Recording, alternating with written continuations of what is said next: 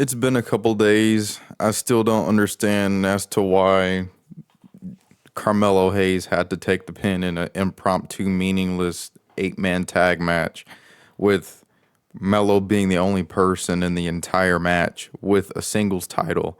Matt Cardona, who's pretty much a jobber, Apollo Crews, who is a jobber and is barely seen on main roster TV or even on AAA TV, he's barely used. Shinsuke Nakamura, who has been ruined and almost buried for the better part of his career on the main roster, and Carmelo Hayes, who is this same person who wins every week consecutively while defending his United States Championship and Open Challengers. I just don't see why he would have to take the pin. It doesn't matter if Tamatanga is great, because he's amazing. That's not the problem. The problem is MFT versus the Wyatt Six is the worst part of SmackDown, and we have a member of that faction that isn't going anywhere just because they're tag championship champions. Those championships don't really mean anything.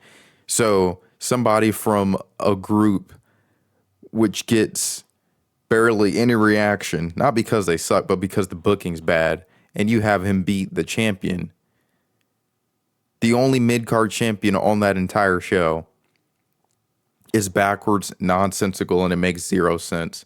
It did nothing for nobody. I know that this topic is a couple days old, but I wasn't even going to talk about it because I wasn't going to review SmackDown. But it has been on my mind as to why the United States champion for the women, Giulia, took a pin in a tag team setting, and then Carmelo did the same thing a couple days ago in a tag team setting. It's just very strange when they had people to take the pin for them. You know, it's kind of like why Austin Theory is in the Vision, because Paul Heyman said, yeah, well, we want Austin Theory in the faction so he can take the pins. Then he took a pin to LA Knight after another masked man, which is most likely Grayson Waller. Curb stomped him at ringside, rolled him in the ring to get the BFT in the 1-2-3. I don't see the purpose of Melo. It'd be a different story if Melo was a jobber like he was his first year. But the dude he's gotten his victories up. He's gotten his stats up. He's got something going on with the Miz. If anybody was going to pin Melo, I don't know why the hell it wasn't the Miz, or at least, the Miz cheating, or, somebody else interfering. I don't know, dude. It makes zero sense. I don't get it. I don't get it. I don't understand. You have somebody who's on a winning streak, almost undefeated streak since he's gotten that championship in his hands, and you have him lose to somebody who he's not even in a story with at the moment.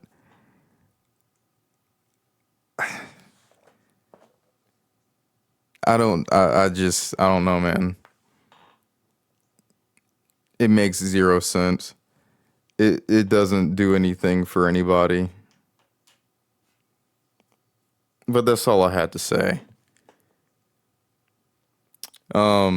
This video is a bit short, but that's just because I just wanted to talk about that. Actually, matter of fact, I have another thing.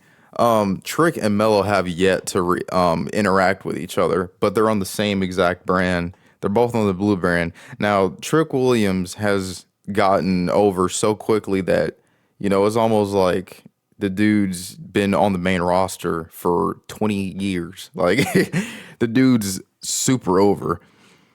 And then we get Mello, who was done dirty as far as booking is concerned. And then we had people, I was advocating like, hey, why is Mello having to be a jobber? Because that's all he was for 2024. And then we had people defending it, saying he'll get his time, he'll get his shine, he has to pay his dues, knowing damn well that's what NXT's for.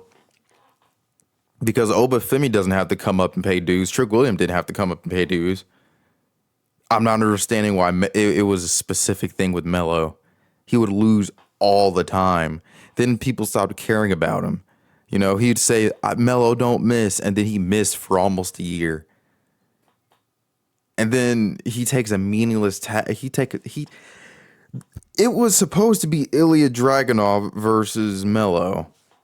But then we got an impromptu match that nobody really cared about.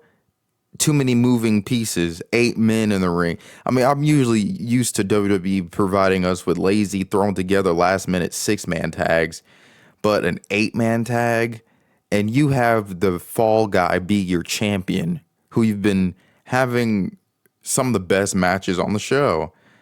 Melo doesn't even have any stories with his title, and that makes it a bit insignificant. But the fact that, you know, the show feels like a drag sometimes, and then we get some good wrestling, you know, that's the bare minimum when it comes to a wrestling show, unfortunately, because it doesn't have any significance besides good matches or bangers, as they say.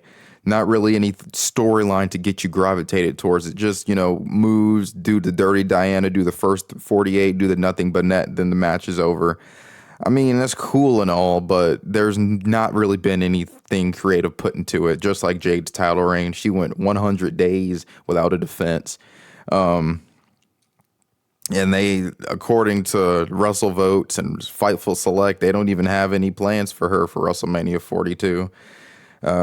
It's supposed to be either Tiffany or Charlotte, but who's trying to see Tiffany Stratton versus Jade Cargill again? I don't know, man. Me personally, I don't get why they just didn't have Jade versus Jordan Grace, but at least build to it. Not have her lose clean to Jade or something like that, and then have them build up to a rivalry to WrestleMania 42.